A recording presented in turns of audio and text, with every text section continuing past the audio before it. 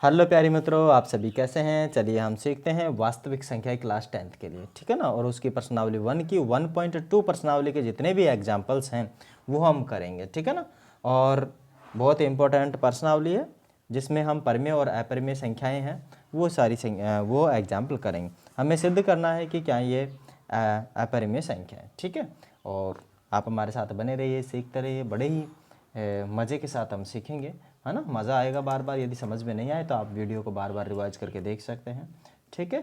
चलिए, जो आपकी नई वाली बुक है उसमें जो 30% सिलेबस कम हुआ है वो वाली बुक से हम पढ़ रहे हैं। इसमें आपका जो पूरा का पूरा नया सिलेबस है, मानी जो 30% लेस होके आया है वो चीज़ें हम यहाँ से पढ़ेंगे, ठीक है ना। चलिए भाई, हमारे पास एग्जाम्पल है। एग्जाम्पल एक √3 एक अपरिमेय संख्या है। ये हमें सिद्ध करना है कि √3 एक अपरिमेय संख्या है, ठीक है। वैसे है ही। तो जब भी हमें ऐसे सवालों को हल करना पड़े तो ध्यान रहे ऐसी संख्याओं को हमें परिमेय संख्या मान लेना है, ठीक है। तो क्या रखेंगे, माना जो √3 है, √3 माना √3 एक परिमेय संख्या है, परिमेय संख्या है, ठीक है। क्योंकि इसके विपरीत मानना है हमें, तब जाकर ही हम निकाल पाएंगे। और हम जानते हैं कि जो परिमेय संख्याएं होती हैं वो किसके बराबर होती हैं। परिमेय संख्या होती है,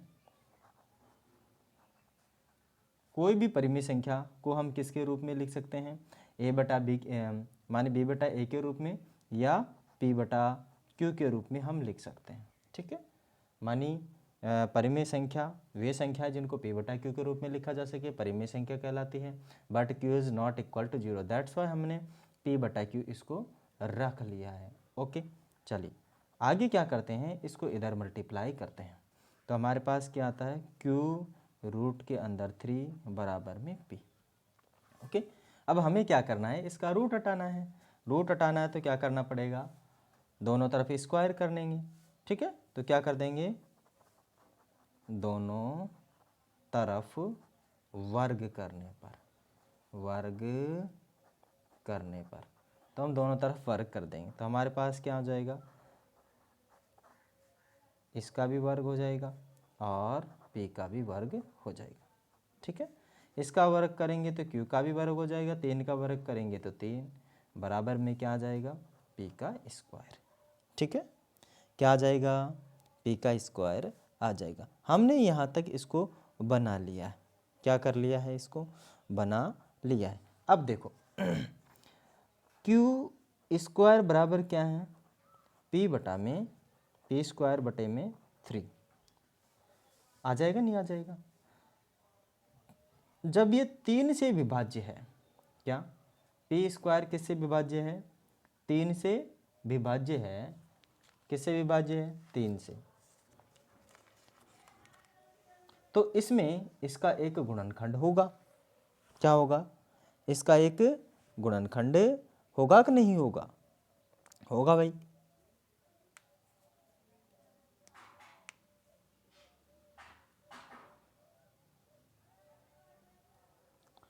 यहाँ पर जो 3 है, ठीक है, p को क्या कर रहा है, विभाजित कर रहा है ना।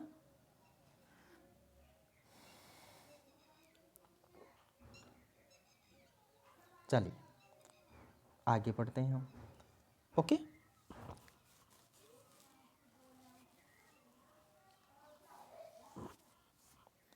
तो ये क्या था अपने पास, इस वाले को हम मान के चलेंगे अभी कि q स्क्वायर बराबर 3, ठीक है। माने q का एक गुणनखंड है 3, है ना। तो ये p स्क्वायर का भी एक गुणनखंड होगा। तो p किससे विभाज्य होगा, 3 से विभाज्य होगा। किससे विभाज्य होगा, 3 से विभाज्य होगा। p स्क्वायर है जो 3 से विभाज्य होगा।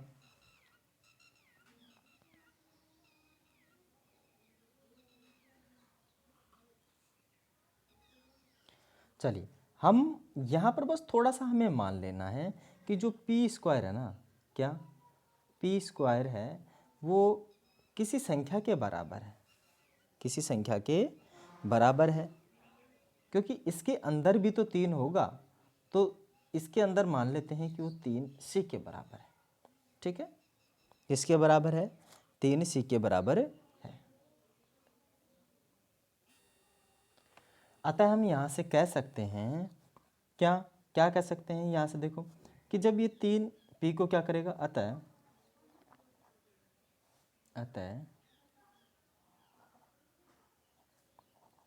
3p² को विभाजित करेगा। ठीक है, किसको विभाजित करेगा? p² को। जब ये p² को विभाजित करेगा तो 3p को भी विभाजित करेगा। 3 किसको भी विभाजित करेगा? p को भी विभाजित करेगा। ठीक है, क्योंकि जब 3 से ही ये विभाजित हो रहा है तो p को भी ये विभाजित कर लेगा।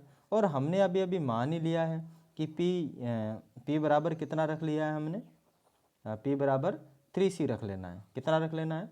3, क्योंकि 3 से विभाजित हो रहा है ना p, तो c एक कोई संख्या है जो हम मान लेते हैं कि भाई 3 एक इसका फैक्टर है। ठीक है, तो इसलिए वो हम रख रहे हैं, है ना। तो अब हमारे पास क्या है? q² इंटू में 3 बराबर में p की जगह पर हम क्या रख लेंगे? 3c, और इसका क्या कर देंगे? स्क्वायर। ठीक है, तो कितना हो जाएगा? q² 3 बराबर में 9c²। कितना हो जाएगा? 9c²।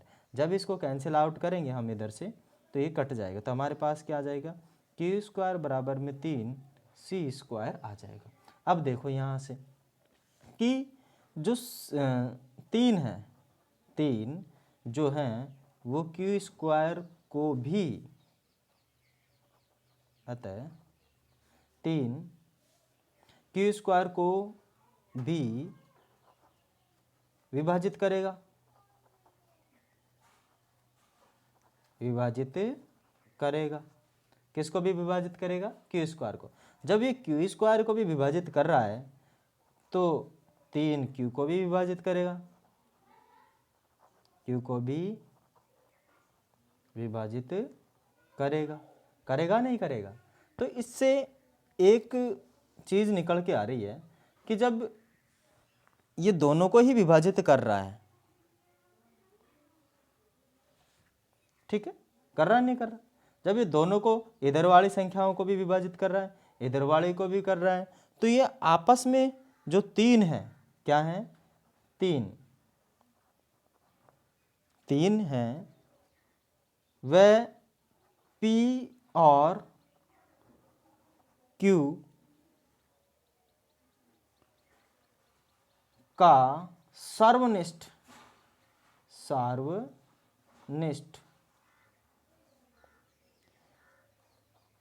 अभाज्य गुणनखंड है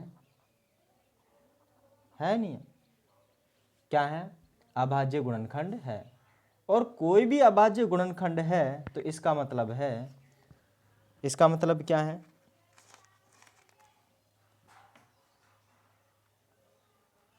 कि वह एक परिमेय संख्या है। ठीक है, क्योंकि भाग हो रहा है तो भाग हो रहा है तो परिमेय संख्या है ना। जब ये परिमेय संख्या दे रहा है तो एक त्रुटिपूर्ण कैलकुलेशन है अपनी। ये क्या है? ये एक त्रुटिपूर्ण कैलकुलेशन है। इसी कारण से ये ऐसा हो पाया, त्रुटिपूर्ण कैलकुलेशन से। तो ये एक विरोधाभास जनरेट कर रहा है। क्या कर रहा है? विरोधाभास जनरेट कर रहा है। तो इसीलिए हम कह देंगे कि यह एक क्या है?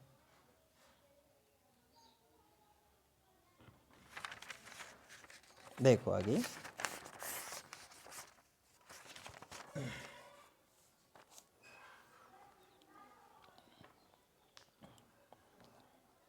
यह जो सार्वनिष्ठ गुणनखंड है एक विरोधाभास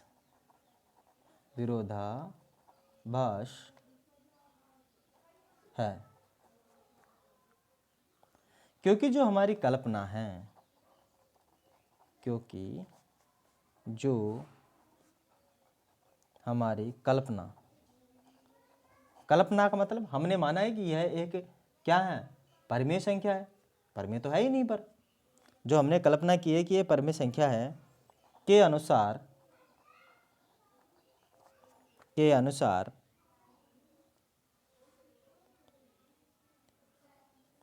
अनुसार P और Q के सार्वनिष्ठ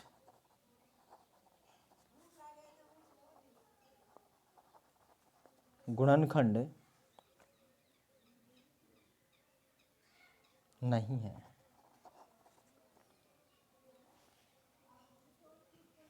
अतः रूट जो 3 है वह अपरिमेय संख्या है। ठीक है, देखो सवाल ऐसे हैं जो समझने में थोड़ी दिक्कत आएगी, बार बार हमें इनको देखना है, हल करना है, तभी ये हमारे समझ में आएगा दोस्तों। ठीक है, चलिए दोस्तों, एग्जाम्पल नंबर 6 है हमारे पास। दर्शाइए कि 5 माइनस रूट 3 एक परिमेय संख्या है, एक अपरिमेय संख्या। ये हमें सिद्ध करना है कि ये एक अपरिमेय संख्या है। देखो लास्ट टाइम में भी हमने सिद्ध किया था और अभी भी सिद्ध कर रहे हैं। ठीक है, इनको क्या मान लेंगे कि माना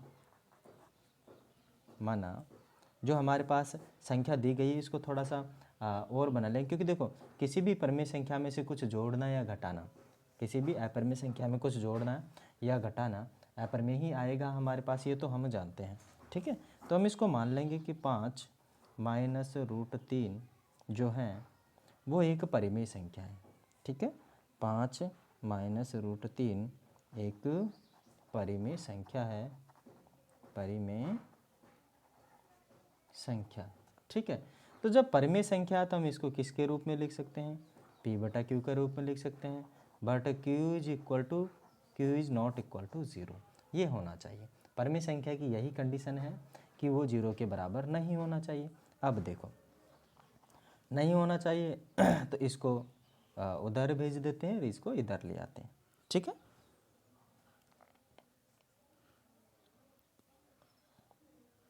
ओके, तो हमारे पास क्या हो जाएगा? 5 ये इधर आ जाएगा तो हमारे पास हो जाएगा P बटा Q is equal to root में 3। अब देखो जो हमारे पास ये वाली आई, ठीक है, ये पूरी P बटा Q पहले ही परिमेय संख्या थी और ये भी परिमेय संख्या थी। जब परिमेय संख्या में से कुछ घटाएंगे परिमेय संख्या को तो हमारे पास परिमेय संख्या ही आने वाली है। ठीक है, तो हम कह सकते हैं कि 5 माइनस P बटा Q एक परिमेय संख्या है, परिमेय संख्या है। अतः रूट 3 भी परिमेय संख्या होगी, परिमेय संख्या होगी, क्योंकि इसी के बराबर में है तो ये भी परिमेय संख्या आनी चाहिए। क्या? एक परिमेय संख्या ही आनी चाहिए। लेकिन कल्पना के कारण क्या? कल्पना के कारण इसका विरोधाभास होता है कि यह एक परिमेय संख्या है। ठीक है, क्या बोल रहे हैं हम कि कल्पना के कारण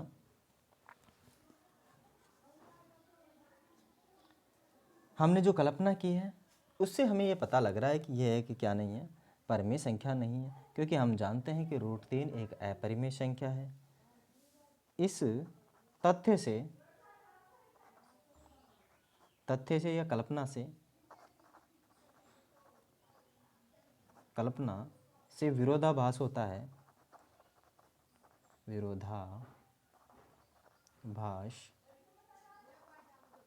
प्रकट होता है, क्योंकि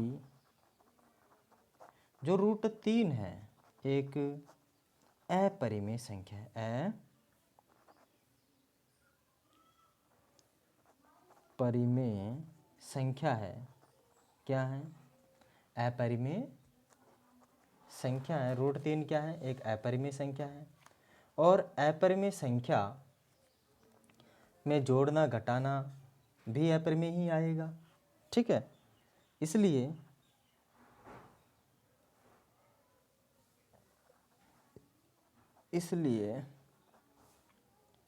क्या 5 माइनस रूट 3 एक अपरिमेय संख्या है, अपरिमेय संख्या है। ठीक है, हमें केवल और केवल थोड़ा सा सिद्ध करना है, बस इसमें थोड़ी लैंग्वेज हार्ड है, समझने की ज़रूरत है।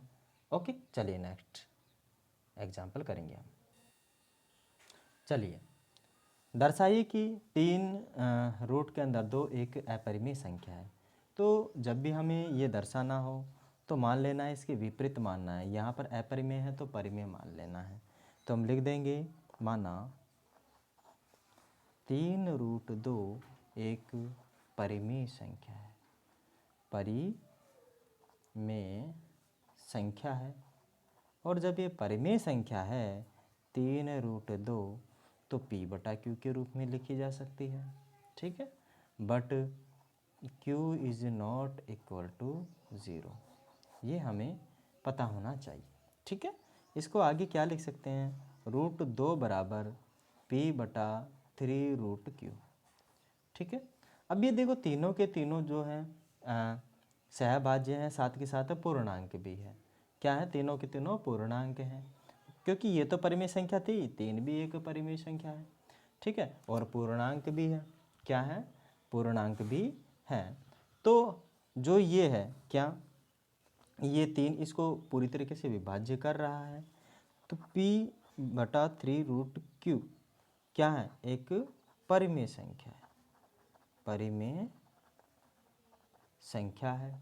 और जब ये परिमेय संख्या है तो √2 भी परिमेय संख्या होगी, परिमेय संख्या होगी, ठीक है। √2 भी एक क्या होगी, परिमेय संख्या होगी। पर यह जो तथ्य है इसका विरोधाभास प्रकट करता है, परंतु इस तथ्य का या जो हमारी कल्पना है, कल्पना का विरोधाभास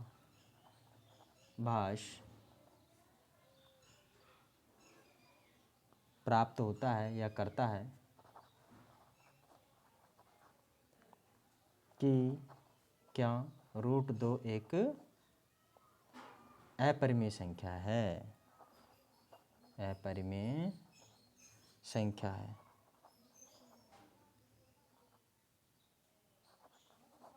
ठीक है दोस्तों, समझ में आ रहा है ना। तो इससे हम कह सकते हैं कि जब √2 एक अपरिमेय संख्या है तो 3√2 भी एक अपरिमेय संख्या है। क्या, 3√2 भी एक अपरिमेय संख्या है गाइस, ठीक है। तो हमारे पास इसके 3 एग्जाम्पल थे। इस सेशन में हम तीनों एग्जाम्पलों को हमने कंप्लीट किया है गाइज। आशा करते हैं कि आप सभी लोगों के जो हमारा सेशन है समझ में आया होगा। आगे भी हम आपके साथ अच्छे वीडियो लाते रहेंगे और आपके साथ बने रहेंगे। आप हमारे साथ बने रहिए, सीखते रहिए। Have you nice day. ध्यान रहे दोस्तों, आप हमारे वीडियो को लाइक, शेयर एंड सब्सक्राइब जरूर करें। आज के लिए इतना ही, मिलेंगे नेक्स्ट सेशन में, तब तक के लिए धन्यवाद।